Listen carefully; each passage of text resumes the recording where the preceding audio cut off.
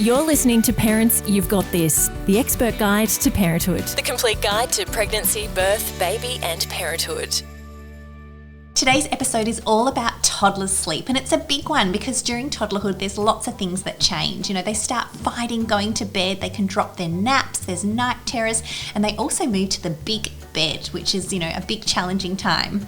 It is lucky that we have the very best sleep experts here with us today. We have our sleep experts from Infant Sleep Australia. We have Dr Laura Conway and we have Dr Fallon Cook here with us to share their research, their expertise and their amazing targeted programs that they develop with families to get their little ones sleeping really well through all the stages of their early development. Thank you so much for joining us today. Thanks for having us. So our first question today is all around toddlers' sleep. So what can we expect for toddlers' sleep? Well, I think it's important for us to define toddlers first. So we tend to think of toddlers as little ones who are age 1 year up till around three and a half. Now, in that time, that's a really wide number of years. So toddler sleep looks very different, whether you've got a 12-month-old toddler or whether you've got a 36-month-old toddler.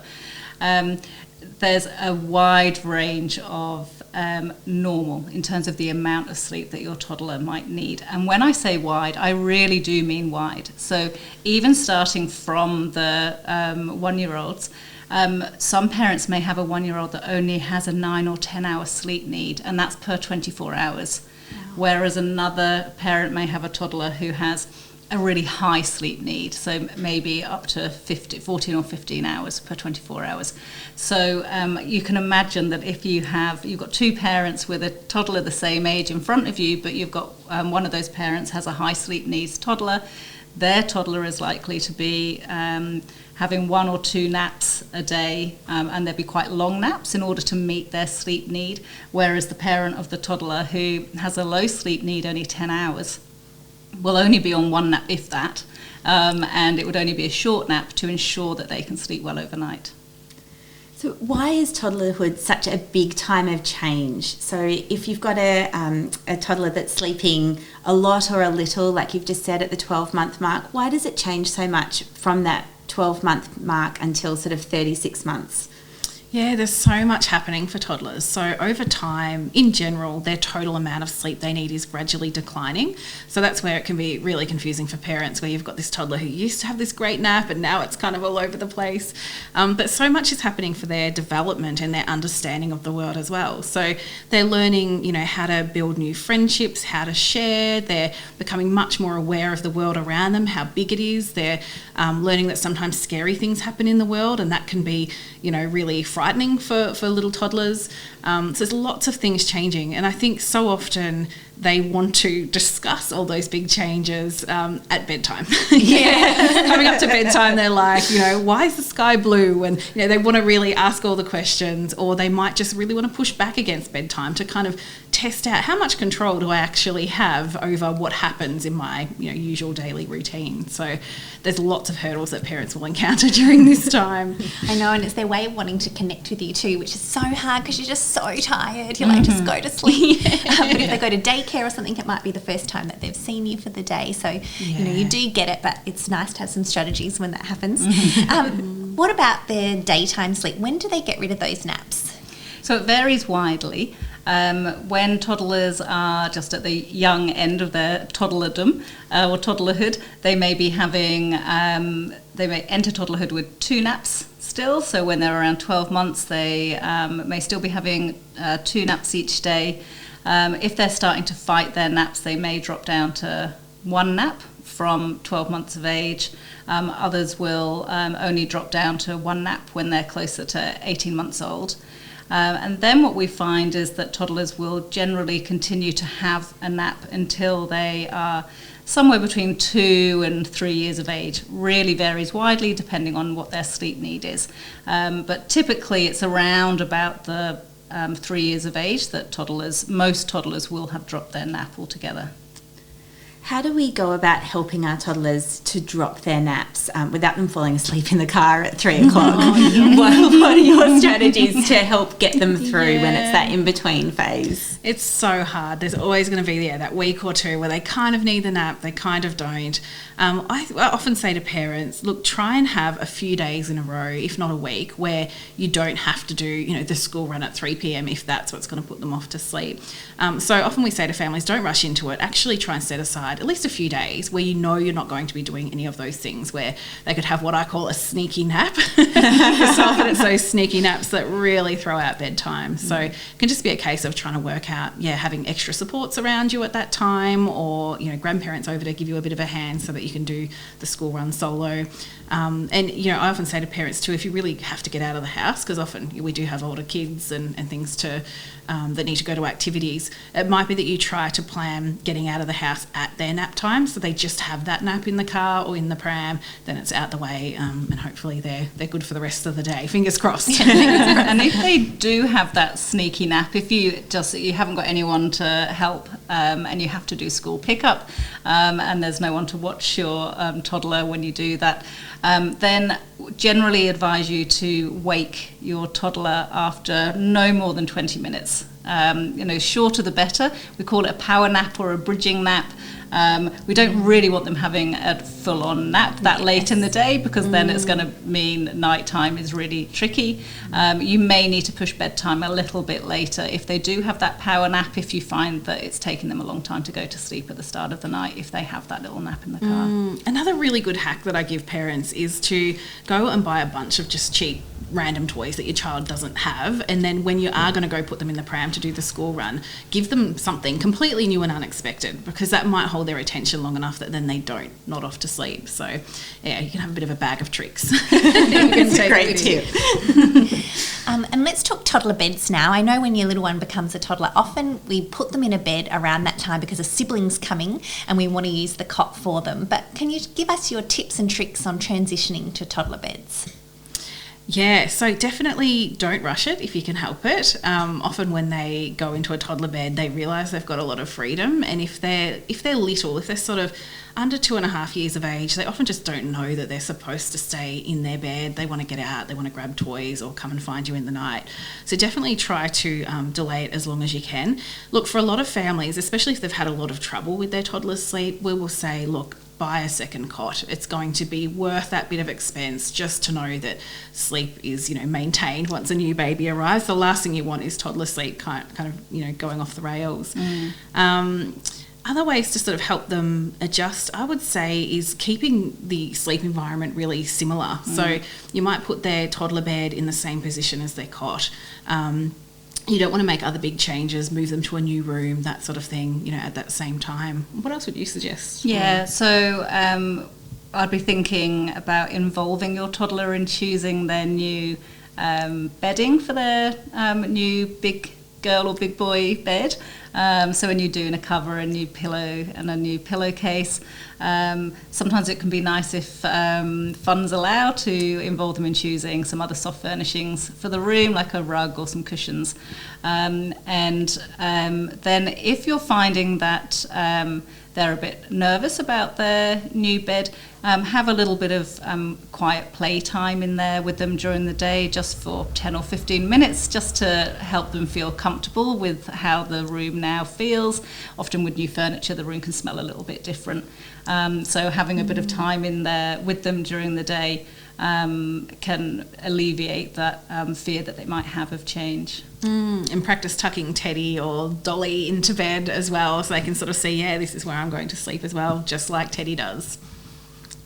What about tips for a smooth bedtime that might hopefully ensure that our toddlers are happy to stay in their beds overnight and not migrate around the house? Yes. What would your tips be for bedtime and for keeping your little one there? Yeah, so really important to have a consistent bedtime routine for your toddlers. When your toddler knows where the boundaries are at bedtime, it can be really reassuring for them. They're about to enter into the most vulnerable state that they have overnight, so we really want them to feel safe, secure and loved. So thinking about having a list of activities that they know they happen in a particular order is the way to go. If you're finding that your toddler is using what we call stalling behaviours, one more drink, one more book, have to go out and kiss granny or whatever it is, then it can be really useful to use what we call a bedtime routine chart, where you create it with them, depending on where they are in that toddlerhood. So slightly older toddlers will love this if you give them your phone to take pictures of all of the things that happen in the lead up to bedtime. So pyjamas, nappy, teeth, book. If you don't want to give them their phone and print out pictures, you can just draw the pictures with them, and you paste them on a piece of paper in the order that they're going to happen, and then you make your toddler the boss of the chart. That's the trick. That's the key. You get their buy-in, and then they get lots of praise for following the routine chart in the right order. So you're not then saying we have to do this next. You're saying, what do we do next? Tell me, point to what we do next, so they can, point it out on the chart. If they don't have a lot of words, then they feel like they've got that little bit of control, but it's actually a manageable amount of control. It's not out of control. But what about the ones that just keep getting up? Just we put them in their bed, 5 seconds later they get up, they're screaming and crying, saying no bed, no bed, no bed, and they just keep getting up. What do you do for those? Yeah, so there's two ways you might think about it. One would be for older ones, sometimes you can just talk to them and say, if you need me, call out to me, but we don't get out of bed. So we just don't get out of bed. And it might be, using a bit of a reward system as well can sometimes really encourage that behaviour. And definitely if they are in their bed and they call out to you because they need you, lots of praise. So it's so tempting to feel impatient and like, oh, I've got to go back in there again. But be like, well done, that was great. You stayed in your bed and you called out to me and I knew that you needed me. So here I am, what do you need? That can kind of flip it and make it a bit more positive. So sometimes a bit of rewards and praise can work well there. But we acknowledge that there are toddlers that would climb the walls if they could and they just won't stay put. One of the things parents can consider is using a safety gate on the bedroom door. And a lot of parents are a bit horrified when they hear this because they feel like, oh, I don't want to lock them, in there. But it can actually be really helpful because they can see you still. You could be sitting right there at the door, but you're on the other side of the baby gate or safety gate. You can give them lots of reassurance, but you're really showing them that we just don't leave the room overnight unless there's an adult there to take you out. It doesn't mean that you have to, sit there and, just do nothing while you're raging in their bedroom and having a big tantrum. You can keep going in and out to them, but you're just offering reassurance every time, explaining to them that it's time for sleep, and then you return to your chair. And that can be a great strategy if you're worried that there's maybe some separation anxiety or fear happening for your toddler. You're always present then, but they're really being shown that we just don't leave our room once it's bedtime. But there's lots of different ways we work with families on strategies like that. That's just one sort of example of something parents could consider. What about nightmares and night terrors? This seems to be something that I know my kids have really experienced, and it can be quite challenging as parents when you see a little one distressed in their sleep. What causes nightmares and night terrors? Can you explain to us the difference between the two and the best ways to help our little ones when they're experiencing them? Yeah, so you're right, they're both different. Night terrors or sleep terrors generally happen in the first third of the night, and it's normally when your child's in slow wave sleep. And the good news is, whilst you will remember them, they will not. So they can be really quite dramatic, and your toddler might wake up screaming, and they might be flailing about. If they're in a bed, they might get out of the bed. If you try to intervene, they might inadvertently hurt you, and they will have no memory of it. They're not actually awake. They're not actually awake. They look awake, but they're not. Yeah, and if you try to make eye contact with them, they're not going to be making eye contact with you. They might be talking and using words, but it's not in an interactive way. So the best thing to do if your child is having a sleep terror is to ensure that they're safe, so they're not hurting themselves. But then don't intervene in terms of don't try and comfort them, don't try and talk to them. because if you do, that can actually lead the sleep terrors to escalate or last longer. So really you want to be, once you're sure that they're safe, you just want to stay in the room with them until it passes. They will go straight back to sleep. Your heart will be racing. They will be fine. You'll tuck them in, and the next morning they won't remember it at all. Yeah, and it can sound really counterintuitive to say don't, go and hug them and hold them. But what we know is that if you can stay hands off, often a night terror will pass in a few minutes and they're, back lying down and calm again. Whereas if you try to hold them, night terrors can go for 45 or even 50 minutes. Yeah. And it's just so stressful and so difficult. So definitely try to stay hands off. I reckon the other key thing is that often children who have night terrors run really hot in their sleep. That's true. For so many of them, when we say, look, just dress them in fewer layers or take a blanket off, and then all of a sudden the night terrors are more or less gone. So that can make a really big difference. So nightmares are different. So nightmares tend to happen a bit later on in the night, and your child will remember them. So that's the main way that you can tell the difference, the timing of them and that your child remembers them. Now, if your child does have a nightmare or bad dream, then of course you'll need to go to them, reassure them, but avoid having a dissection of the dream at that point. Yes. You want to say, it's just a dream, just a bad dream, it's time to go back to sleep. Mummy's here, daddy's here. And you might need to give them lots of cuddles and a sip of water and stay with them until they go back to sleep. And then the next day you can talk about what happened in the nightmare if they would like to talk about it. For very young toddlers, well actually no, all toddlers, it can be helpful to describe to them what a dream is because they won't know. So you might say to them, it's like a movie that's playing behind your eyes. And it's just like a movie, it's not real. And for older toddlers and older children, there are different techniques that we can use to help them reimagine the ending of a nightmare, but those are often a little bit too advanced for little toddlers. Would you say, Fallon? Yeah, and look, if sometimes they wake in the night and they're just so frightened, they're shaking like a leaf, and for some parents it's really challenging, especially if there's been a history of co-sleeping and they've finally got their child into a bed or a cot and then they have a nightmare, they're really frightened. You don't want to bring them back into your bed because you know that's going to confuse them, but you do want to give them lots of comfort and you want them to go back to sleep quickly. So in those cases we often suggest create a distraction. You just want to get them not thinking about the thing that scares them, and that could be, I mean, this is not something you're probably going to have to do a lot of, but it might be that you walk them out to the kitchen and they have just a little cup of juice or something they wouldn't normally be allowed to have in the middle of the night. Or it might be, hey, let's go and pick out a different teddy that you can cuddle, and then you can go through the different teddies together. You don't want it to be too bright and stimulating, but sometimes just trying to get them thinking about something different, at 3 a.m. can really help them then calm down and get back to sleep. This is such great advice. In regards to sleep, creating healthy sleep habits for toddlers, what are your top tips? Healthy sleep habits. So, look, I mean, we've talked about the bedtime routine. That's a really key one, sort of showing them that there's just one way that we wind down for sleep.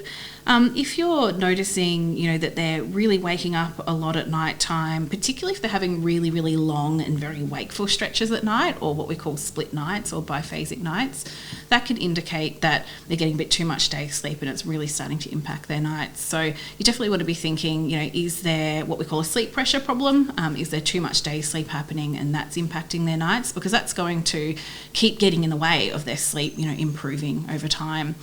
And also be thinking about when they, wake up at night, are they looking for something? So if you gave them a lot of help to fall asleep, or if maybe there's music playing when they fall asleep at the start of the night and it's not playing when they wake up overnight, that could be causing them to wake up a lot. So really in the toddler years, we want them to establish those skills where they're able to calm themselves and put themselves off to sleep. And if they wake up overnight, provided they don't actually need anything, that they're able to then get themselves back to sleep. So that's where working on more independent settling can definitely be helpful, because I often say to parents, once they've got that skill of being able to settle themselves off to sleep, it's a lifelong skill, and it's something they're just going to use forever, and that's a really good way to just protect their